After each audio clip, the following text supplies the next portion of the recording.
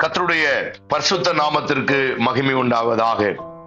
ஆண்டவராகிய இயேசு கிறிஸ்துவின் நல்ல நாமத்தில் இந்த காலை நேரத்திலே உங்களை ஆசீர்வதித்து உங்களுடைய சமூகத்தில் தேவ வார்த்தையை பிரசங்கிப்பதை மிகுந்த பாக்கியமாக கருதுகிறேன். கடந்த 2 மாதங்கள் ஆண்டவர் ஒரு குழந்தை எப்படி ஒரு தாய் தன் கருவிலை சுமந்தாலோ அதுபோல கர்த்தர் நம்மை சுமந்து தாங்கி தப்புவித்திருக்கிறார். தேவன் செய்த நன்மைகளுக்காக அவருக்கு நாம் நன்றி சொல்ல வேண்டும். வாழ்நாள் முழுவதும் அவருக்கு நாம் நன்றி சொல்லிக் கொண்டே இருக்க வேண்டும். ஏனென்றால் அத்தனை நன்மைகளை தேவன் நமக்கு செய்திருக்கிறார். இந்த 3வது மாதத்திலையும் முதல் நாளிலே ஆண்டவருடைய வார்த்தையை கேட்கிற நமக்கு தேவன் இந்த வார்த்தையின்படியே நம்மை ஆசீர்வதித்து நம்மை பலப்படுத்துவாராக. பிரியமானவர்களே, சங்கீதம் 119 அதிகாரம் 41வது வசனத்தை உங்களுக்கு நான் வாசிக்கிறேன். இந்த மாதத்திலே தேவன் நம்மை நடத்துவேன் என்று நமக்கு வாக்கு கொடுத்த அந்த வார்த்தையை நாம் எடுத்து வைத்துக் கொள்ளுவோம். சங்கீதம் 119 சங்கீதம் 41வது வசனம். சங்கீதம் 119:41. கர்த்தாவே, உம்முடைய வாக்கின்படி உமது தயவும் உமது இரட்சிப்பும் எனக்கு வருவதாக.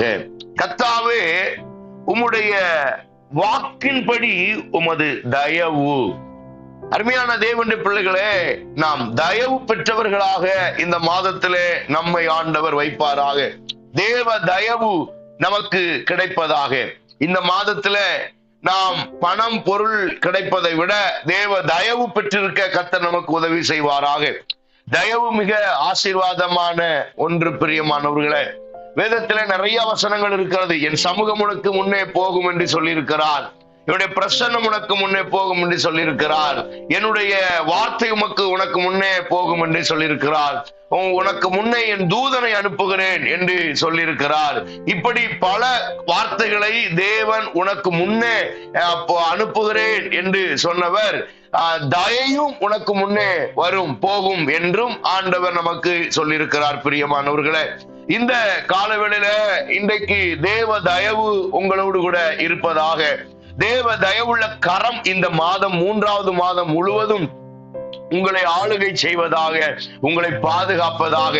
தேவ தயவுக்காக காத்திருப்போம். இந்த மாதத்திலே அவருடைய தயவு உங்களை நடத்தும், உங்களை ஆசீர்வதிக்கும். தயவு என்றால் நாம் ப்ளீஸ் பண்ணுவது. தயவு செய்து எனக்கு இந்த உதவி செய்யுங்க, தயவு செய்து எனக்கு இந்த இதை கொடுங்க, தயவு செய்து எனக்காக அவங்கள்ட்ட பேசுங்க, தயவு செய்து எனக்காக இந்த காரியத்தை அவங்கள்ட்ட சொல்லி எனக்கு இதை வாங்கி கொடுங்க. ஒரு பிள்ளை அப்பாட்ட கேட்கும், ப்ளீஸ் டாடி தயவு செய்து எனக்கு இது வாங்கி கொடுங்க, அப்படி கேட்கறது உண்டு பாருங்க. அதனால அதுபோல கர்த்தர் இந்த மாதத்துல உங்க விஷயத்துல தயவு பாராட்டுகிறார். உங்க விஷயத்துல ஆண்டவர் தயவு பாராட்டுகிறார். எந்தெந்த விஷயத்துல உங்களுக்கு தயவு செய்வதற்கு ஒருவரும் இல்லை, நீங்கள் எவ்வளவு போராடியும் அந்த விஷயத்துல எதுவும் நடக்கவில்லை என்று நீங்கள் இருந்தால், இந்த மாதம் கர்த்தர் உங்கள் விஷயத்துல தயவு செய்ய அவர் வல்லமையுள்ள தேவனா இருக்கிறார். நீங்கள் நினைத்த காரியத்தை எவ்வளவு கடினமான காரியமா இருந்தாலும் கர்த்தர் இந்த காரியத்திலே உங்களுக்கு தயவு செய்வார். இந்த மாதத்துல உங்களுக்கு ப்ளீஸ் பண்ணுவார், உங்களுக்கு இரக்கம் பாராட்டுவார், உங்களுக்காக உங்கள் எதிராளியோடு பேசுவார், உங்களுக்காக உங்கள் மேல இருக்கிற அதிகாரிகளோடு பேச தேவன் வல்லமை உள்ளவராக இருக்கிறார். எத்தனை வருடங்களாக நீங்கள் முயற்சி செய்தும் முடியாத காரியம் இந்த மாதத்திலே உங்களுக்கு தயவு பாராட்டப்படும்.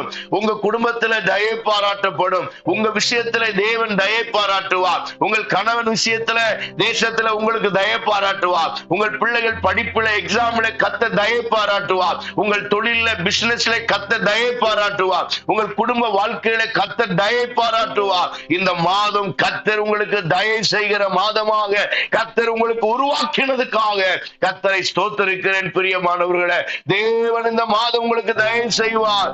எப்பேற்பட்ட காரியமா இருந்தாலும் இந்த மாதம் கர்த்தர் உங்களுக்கு தயவு செய்கிற மாதமாய் தேவன் மாற்றுவாராக. பிரியமானவர்களே, ஸ்தோத்திரம். தேவ தயவு இருந்தால் 10 காரியத்தை கர்த்தர் உங்களுக்கு செய்ய வல்லவராய் இருக்கிறார். 10 காரியம் உங்க ஆண்டவருடைய தயவு இருந்தா அது நடக்கும் என்று அதிகாரத்தோடு தேவன் சொல்லியிருக்கிற 10 காரியத்தை உங்களுக்கு நான் சொல்றேன். நீங்கள் வேகமா எழுதி வைத்துக் கொள்ளுங்கள், மனதிலே பதித்து வைத்துக் கொள்ளுங்கள். இந்த வார்த்தையை விசுவாசிங்கள். இந்த மாதம் கர்த்தர் இவைகளை உங்களுக்கு நிறைவேற்றி முடிக்க அவர் வல்லவராக இருக்கிறார். எந்த ஒரு சந்தேகமும் கிடையாது. தேவன் இந்த மாதத்துல அவைகளை நிறைவேற்றி தருவார். முதல் காரியம் ஸ்தோத்திரம், நியாயாதிபதிகளின் புஸ்தகம் 6ஆம் அதிகாரம், நியாயாதிபதிகள் 6ஆம் அதிகாரம், அதிலே 17வது வசனத்தை உங்களுக்கு நான் வாசிக்கிறேன். அப்பொழுது அவன், உம்முடைய கண்களில் இப்பொழுதும் எனக்கு தயை கிடைத்ததனால் என்னோடு போகிறவர் தேவரீர்தான் என்று எனக்கு ஒரு அடையாளத்தை காட்ட வேண்டும் என்று வேதம் சொல்லுகிறார். பிரியமானவர்களே, இந்த காலவேளையில தேவ தயவு இந்த மாதத்துல உங்களோடு கூட வருவதற்காக தேவன் இந்த மாதத்துல ஒரு அடையாளத்தை கர்த்தர் உங்களுக்கு காட்டுவார். இந்த மாதத்துல கர்த்தர், நான் உனக்கு தயை செய்வேன் என்கிற ஆண்டவருடைய வார்த்தையை உங்களுக்கு உறுதிப்படுத்தும்படி ஒரு அடையாளத்தை கர்த்தர் காட்டுவார். பிரியமானவர்களே, ஓ ஸ்தோத்திரம். ஒரு அடையாளம் இல்லாமல் தேவன் எதையும் செய்கிறது இல்லை. ஸ்தோத்திரம், ஆமென். ஆதியாகமத்திலே வாசிக்கிறோம், தேசத்தை தேவன் தண்ணீரினால் அழித்த பொழுது இனி தண்ணீரினால் அழிக்க மாட்டேன் என்று தேவன் ஒரு அடையாளத்தை வானவில்லை ஆண்டவர் உண்டாக்கினார். ஸ்தோத்திரம். பிரியமானவர்களே, அவன் யோனா தீர்க்கதரிசிக்கு ஒரு அடையாளத்தை தேவன் காட்டினார். ஆட்டுக்குட்டியான ரத்தத்தை எடுத்து நிலக்காலிலே பூசிய போது ஆட்டுக்குட்டியின் ரத்தத்தை பார்க்கிறவர்கள் அவன் சங்காரக்கார தூதன் உள்ளே வர முடியாது என்கிற ஒரு அடையாளத்தை, ஆட்டுக்குட்டியின் ரத்தத்தை அந்த சோத்திர கதவிலே அவர்கள் வைத்திருந்தார்கள். வெண்கல சர்ப்பத்தை உயர்த்தி பிடித்த பொழுது வேதம் சொல்லுகிறது, அதை நோக்கி பார்த்தவர்கள் அற்புதத்தை பெற்றுக் கொண்டார்கள். வாதை அவர்களை விட்டு நீங்கிறது என்று யாத்திராகமத்திலே நாம் வாசிக்கிறோம். ஆமென் சோத்திரம். முக்கியமாக ஒரு கன்னியை கர்ப்பவதியாக ஒரு குமாரனை பெறுவார், இதுவே உங்களுக்கு அடையாளம் என்று தேவன் ஆமென் சொன்னாரே. பிரியமானவர்களே, இந்த கால வேளையில கர்த்தர் உங்களுக்கு ஒரு அடையாளத்தை இந்த மாதத்திலே தருவாராக. ஒரு அடையாளம் கிடைக்கும். உங்களுக்கு மேல தேவன் வைத்திருக்கிற தயை குறித்து ஒரு அடையாளம் வரும். உங்கள் மேல தேவன் ஒரு தயை பாராட்ட இந்த மாதம் அடையாளத்தை கர்த்தர் உங்களுக்கு தருவாராக. பிரியமானவர்களே, தேவ தயவு என்ன, எதெல்லாம் நீங்க அடையாளம் பாருங்க. நீங்க போற சபை தேவ தயவுக்கு அடையாளம், உங்க ஊழியக்காரர் தேவ தயவுக்கு அடையாளம் என்பதை மறந்து போகாதீங்க. உங்கள் ஜெபம் தேவ தயவுக்கு அடையாளம். அவன் சோத்திரம். உங்க ஊழியக்காரர் உங்க வீட்டுக்கு வரும்போதும் அவன் சோத்திரம் ஜெபிக்கும் போதும் நீங்க புரிஞ்சுக்கோங்க, தேவ தயவு வருகிறது என்று புரிந்து கொள்ளுங்கள். தேவ தயவு, ஊழியக்காரர் உங்க வீட்டுக்கு வந்தா கர்த்தருடைய தயவு வருகிறது. ஹல்லேலூயா, ஹல்லேலூயா. நீங்க சபைக்குள்ளே வரும் பொழுதெல்லாம் நான் தேவ தயவுக்குள்ளே வருகிறேன், இது எனக்கு அடையாளம். அது இவ்வளவு பெரிய சபை இருக்கிறது, இந்த சபை தேவ அடையாளம் நமக்கு உண்டாகிறது. பிரியமானவர்களே, இந்த காலை ஜெப நேரத்துல உங்களோடு கூட தேவன் பேசிக் கொண்டிருக்கிறார். கர்த்தருடைய தயை உங்களுக்கு ஒரு அடையாளத்தை கொடுக்கும். கர்த்தருடைய தயவு உங்களை ஆசீர்வதிப்பதாக. பிரியமானவர்களே, இரண்டாவது ஒரு தயை குறித்து வேதம் சொல்லுகிறது. தேவன் நமக்கு கொடுக்கிற ஆசீர்வாதம் பவுல் ரோமருக்கு எழுதின நிருபம் சோத்திரம் 2ஆம் அதிகாரம், அதிலே 4வது வசனத்தை உங்களுக்கு நான் வாசிக்கிறேன். அருமையான தேவனுடைய பிள்ளைகளே, இப்படிப்பட்டவர்களை செய்கிறவர்களை குற்றவாளிகள் என்று தீர்த்தும், 4வது வசனம் பாருங்க, தீர்த்தும் 3வது வசனம், தீர்க்கிற அவைகளை செய்கிறானே, நீ தேவனுடைய நியாய தீர்ப்புக்கு தப்பித்துக் கொள்ளலாம் என்று நினைக்கிறாயோ? 4வது வசனம், அல்லது தேவ தயவு நீ குணப்படும்படி உன்னை ஏவுகிறது என்று அறியாமல் அவருடைய தயை, பொறுமை, நீடிய சாந்தம் இவைகளை ஐஸ்வர்யத்தை அசட்டை பண்ணுகிறாயோ?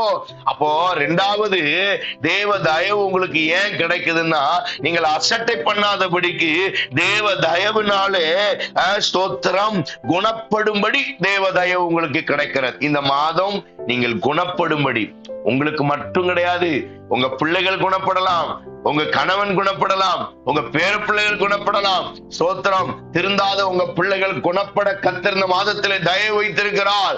ஆமென் ஸ்தோத்திரம். இந்த செய்தியை கேட்கும் பொழுது தேவ சமூகத்துல நீங்க நன்றி செலுத்துங்க.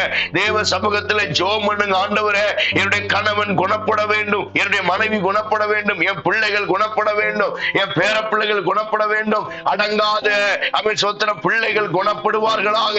மனம் திரும்பாத பிள்ளைகள் மனம் திரும்புவார்களாக. என் தேவனின் குடும்பத்துக்கு தயை செய்ய வேண்டுமே ஆண்டவரே. ஹல்லேலூயா. குணப்படுகிற இருதயத்தை என் பிள்ளைகளுக்கு தர வேண்டுமே. என் வீட்டில் குணப்படுகிற இருதயம் உண்டாக வேண்டுமே. கர்த்தர் எங்களுடைய பிள்ளைகளை குணப்படும்படி ஏவி விடுவதாக. ஒரு குணப்படுகிற வல்லமை இறங்கி வருவதாக. உம்முடைய தயவு எங்கள் பிள்ளைகளை குணப்படுத்தட்டும் ஆண்டவரே. தேவன் அவன் தயை எதுக்கெல்லாம் கர்த்தர் நமக்கு தரார். ஸ்தோத்திரம். ஒரு அடையாளத்தை அவருடைய தயவு நமக்கு தரும். இரண்டாவது, அவருடைய தயவு ஒரு குணப்படுதலை தரும். குணப்படும். உங்க பிள்ளைகள் குணப்படுவாங்க. உங்க பிள்ளைங்க மனம் திரும்புவாங்க. உங்க பிள்ளைங்க ரட்சிக்கப்படுவாங்க. இந்த மாதத்துல உங்க பிள்ளைங்க, உங்க கணவன் உங்களுக்கு பிரியமா நடக்கலன்னா இந்த மாதம் அவருடைய தயவு உங்க பிள்ளைகளை, உங்க கணவனை, உங்க மனைவியும் அவன் உங்களுக்கு பிடிச்ச மாதிரி அவன் சோத்திர கர்த்தர் மாற்ற வல்லவராய் இருக்கிறார். கர்த்தருடைய தயவு உங்கள் குடும்பத்தை நிரப்புவதாக. பிரியமானவர்களே, கர்த்தருடைய தயவு உங்களை அவன் சோத்திரம் ஆண்டவர் உங்களுக்காக கர்த்தருடைய தயை அனுப்பி உங்கள் பிள்ளைகளை, உங்கள் குடும்பத்தையும் குணப்படும்படி செய்ய தேவன் உண்மை உள்ளவராக இருக்கிறார்.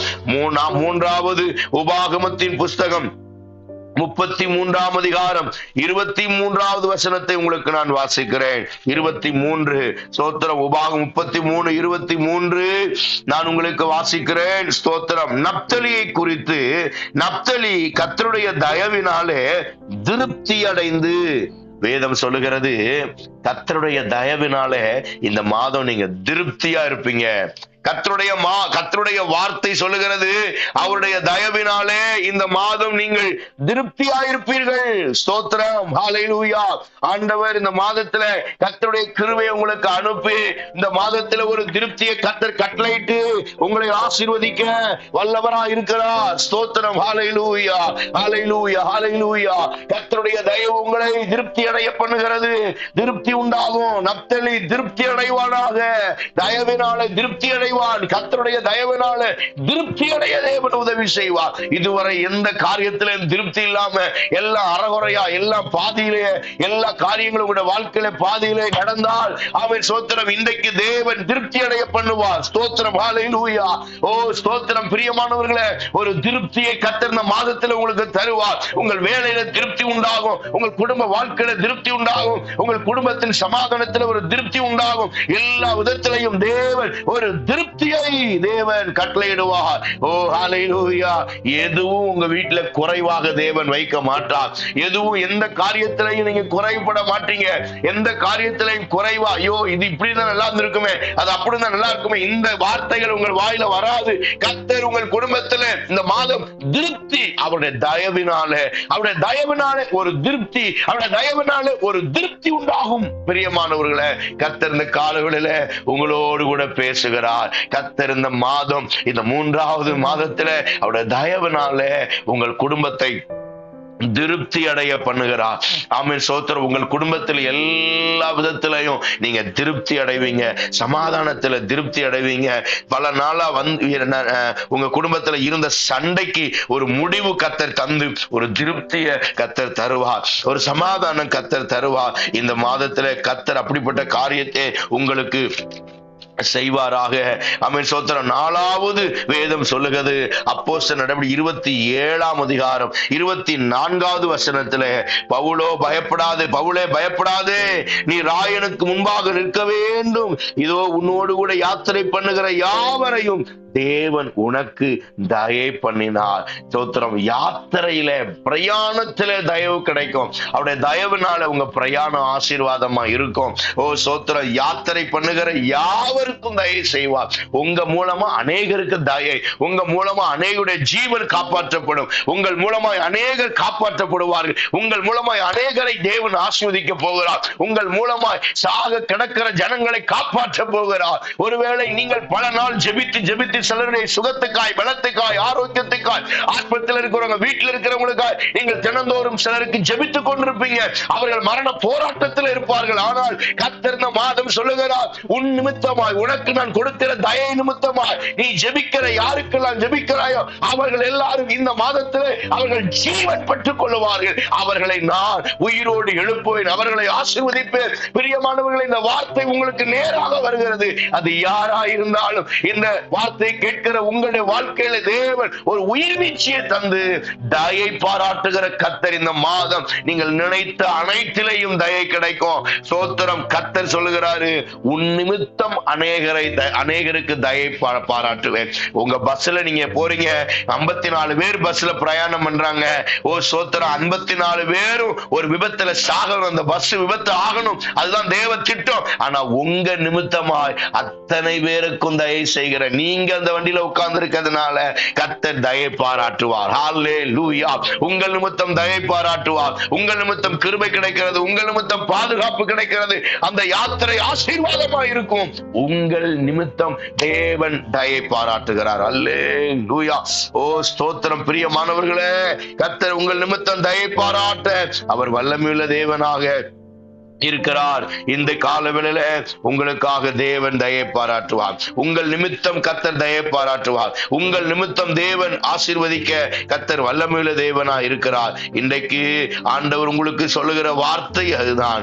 ஆமென். சோத்திரம். இன்றைக்கு உங்களுக்கு உங்கள் பிரயாணங்களில கர்த்தர் தயை உங்கள் நிமித்தம் சோத்திரம். சில நேரங்கள்ல உங்களை ஏளனமா பார்த்த ஜனங்கள் முன்பதாக தேவன் உங்களுக்கு தயை பாராட்ட வல்லவராக இருக்கிறார்.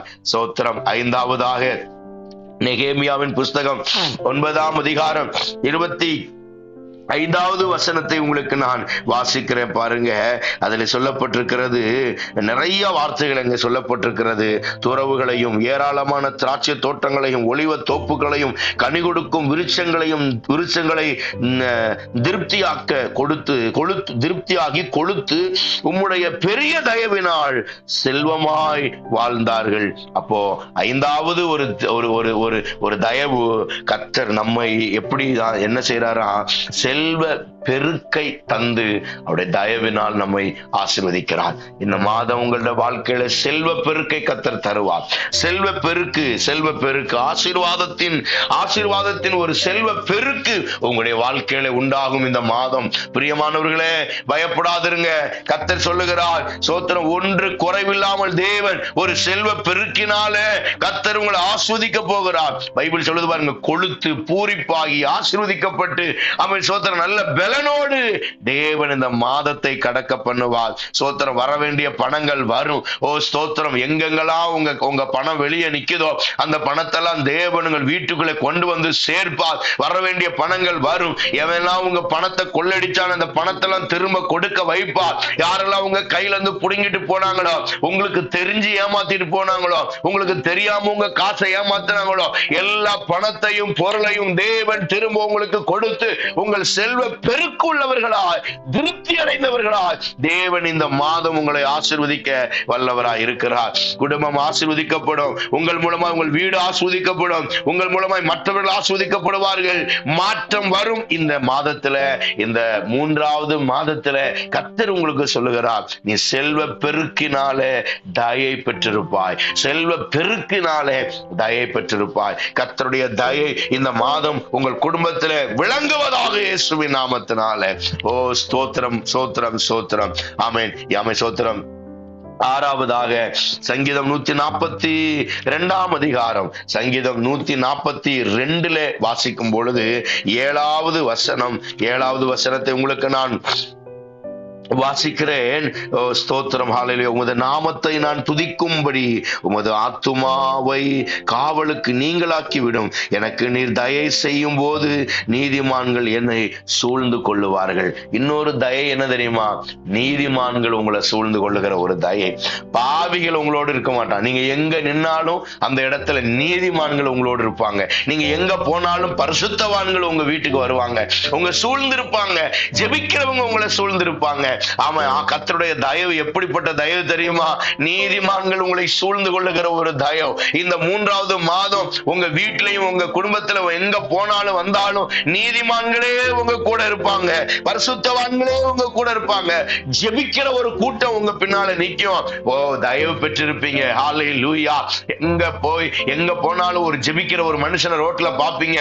4 பேர் 4 விதமா பேசுற இடத்துல கூட உங்க சார்புல பேசுறதுக்கு ஒரு நீதிமானை தேவன் அங்கே வைத்து வைத்திருப்பார். நீதிமான்கள் உங்களோடு கூட இருப்பார்கள். பிரியமானவர்களே, நீதிமான்களுடைய சத்தம் உங்களுக்குள்ளே கேட்கும். உங்களை சுற்றி இருக்கிற எல்லாரையும் தேவன் நீதிமான்களாக, பரிசுத்தவான்களாக, ஜெபிக்கிறவர்களாக உங்களுக்கு தயை கர்த்தர் பாராட்டுவாராக, தயை பாராட்டுவாராக. பிரியமானவர்களே, பயந்து போகாதிருங்கள். கலக்கம் வேண்டாம், பயம் வேண்டாம். கர்த்தர் உங்களுக்கு தயை செய்ய வல்லவராய் இருக்கிறார். குடியாரன், துரோகி, உதவாக்கற எல்லாம் உங்க பக்கத்துல வரமாட்டான். உங்க பக்கத்துல நீதிமான்கள் சூழ்ந்து இருப்பார்களாக. 7வது அப்போஸ்தலர் நடபடிகள் 7ஆம் அதிகாரம் 46வது வசனத்தை உங்களுக்கு நான் வாசிக்கிறேன். இவன் தேவனிடத்தில் தயை பெற்றபடினால் யாக்கோபின் தேவனுக்கு ஒரு வாசஸ்தலத்தை தன் கட்ட வேண்டும் என்று விண்ணப்பம் பண்ணி. ஸ்தோத்திரம். இந்த மாதத்துல கர்த்தர் உங்களுக்கு என்ன வார்த்தை தரார் தெரியுமா? நீங்க ஆலயத்தை கட்டும்படி, நீங்கள் கர்த்தருக்காக கொடுக்கும்படி, ஜெபிக்கும்படி இந்த மாதத்துல உங்க மேல ஒரு தயை வருகிறது. ஸ்தோத்திரம். பிரியமானவர்களே, ஆலயத்தை கட்டக்கூடிய அந்த அறிவு, ஆலயத்துக்காக ஸ்தோத்திரம் கொடுக்கிற அந்த நாலேஜ், அந்த எண்ணங்கள், அந்த தயை கர்த்தர் இந்த மாதத்துல தருவாராக. ஆலயத்தை குறித்து விண்ணப்பம் பண்ணுவதற்கு ஒரு தயையை தேவன் வைத்திருக்கிறார். ஸ்தோத்திரம். யாக்கோபின் தேவனுக்கு ஒரு வாசஸ்தலத்தை தான் கட்ட வேண்டும் என்று விண்ணப்பம் பண்ணினான். தயையினால, கர்த்தருடைய தயவு யாரு மேல இருக்குதோ அவங்கதான் ஆலயத்தை குறிச்சு, ஆலய கட்டுமான பணியை குறித்து, சபை கட்டடத்தை குறித்து, சபையை குறித்து அவங்களுக்கு ஒரு எண்ணம் வரும். ஸ்தோத்திரம். ஆமென். கொடுத்து கொண்டே இருப்பார்கள் கர்த்தருக்காக.